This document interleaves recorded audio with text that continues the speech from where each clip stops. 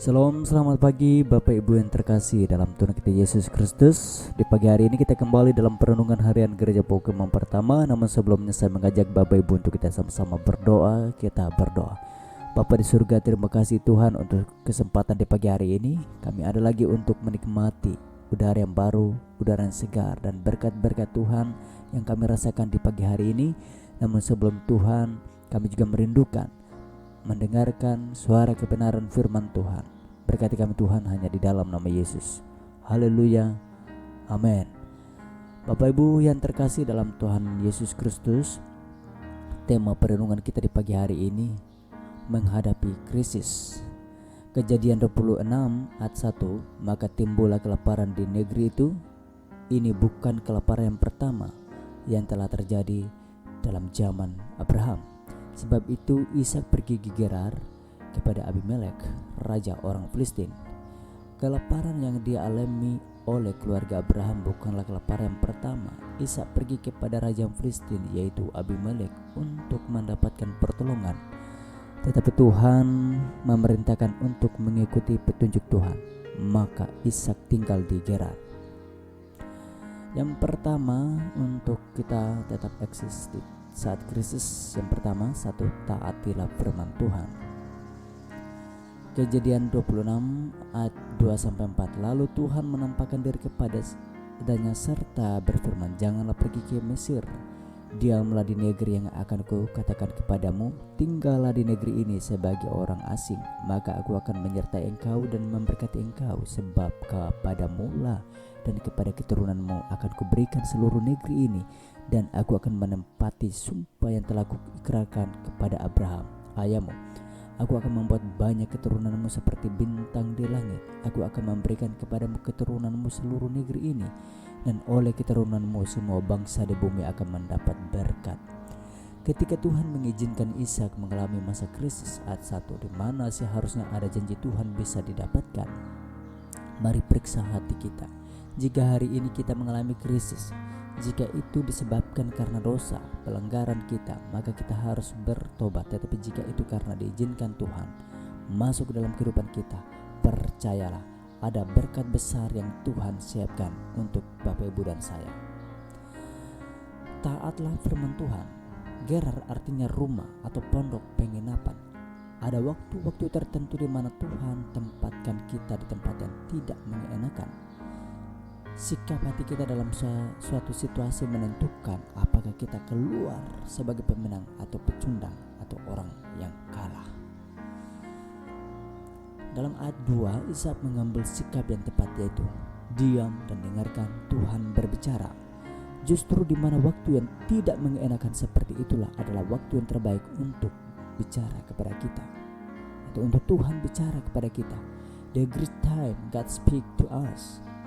Tinggal di negeri, tetap tinggal dalam masalah yang dijanjikan Tuhan, sebab Dia berjanji untuk menyertai dan memberkati kita. Banyak kita mau segera mungkin untuk keluar dari masalah atau persoalan yang sedang kita hadapi. Mungkin apa yang kita punyai akan hilang. Segala yang kita miliki, kekayaan kita juga akan tidak ada lagi. Bahkan status sosial, kedudukan akan lenyap. Tetapi satu hal yang tidak boleh hilang, yaitu penyertaan Tuhan dalam kehidupan kita. Yang kedua, menabur dan menuai. Balita emas. Kejadian 26 ayat 12-13. Maka menaburlah Ishak di tanah itu, dan di dalam tahun itu juga ia mendapat hasil 100 kali lipat, sebab ia diberkati Tuhan, dan orang itu menjadi kaya, bahkan kian lama kian kaya, sehingga ia menjadi sangat kaya.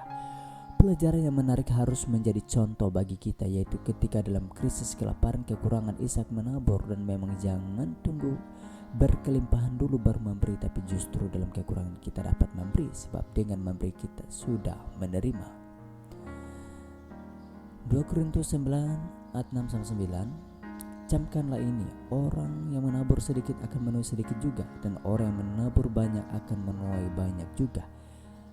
Hendaklah masing-masing memberikan menurut kerelaan hatinya, jangan dengan sedih hati atau karena paksaan, sebab Allah mengasihi orang yang memberi dengan sukacita, dan Allah sanggup melimpahkan segala kasih karunia kepada kamu, supaya kamu senantiasa berkecukupan di dalam segala sesuatu, dan malah berkelebihan di dalam berbagai kebajikan.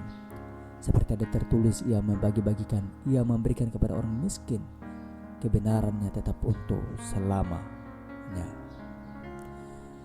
Amsal 10:22, berkat Tuhanlah yang menjadikan kaya, susah payah tidak akan menambahinya. Mazmur 127:2, sia-sialah kamu bangun pagi-pagi dan duduk-duduk sampai jam malam dan makan roti yang diperoleh dengan susah payah, sebab ia memberikannya kepada yang dicintainya pada waktu tidur. Jadi bukan tidak boleh kerja keras, tetapi bila tanpa Tuhan hasilnya akan sia-sia, sebab Tuhan memberkati orang yang dikasihinya. Susah payah tanpa Tuhan hanya akan kecewa. Yang ketiga, bekerja keras.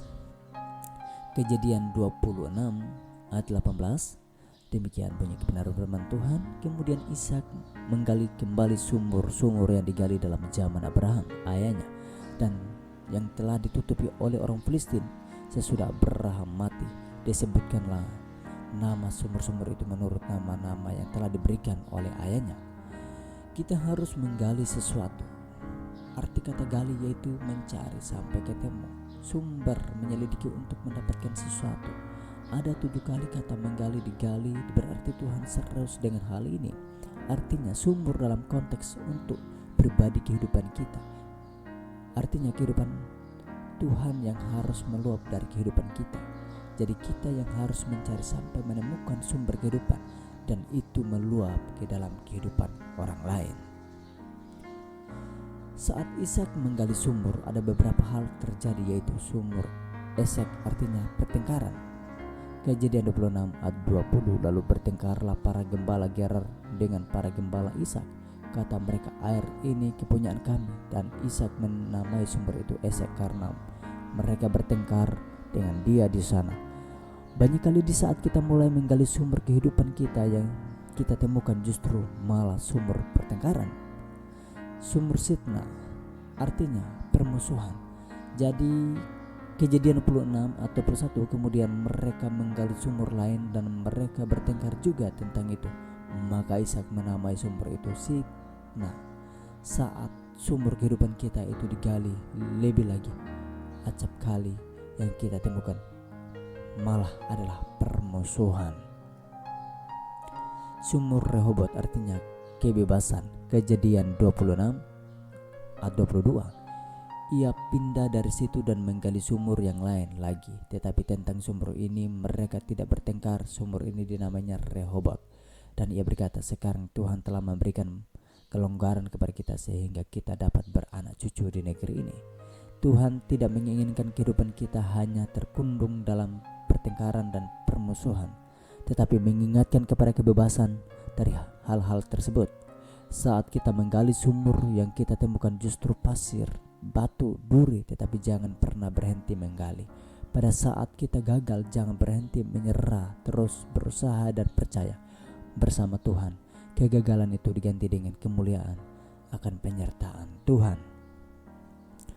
Sumur Syaba artinya sumpah atau janji. Kejadian 26 atau 23, dari situ ia pergi ke Berseba. Ada yang lebih berharga dari sekedar kebebasan, yaitu menikmati sumpah atau janji.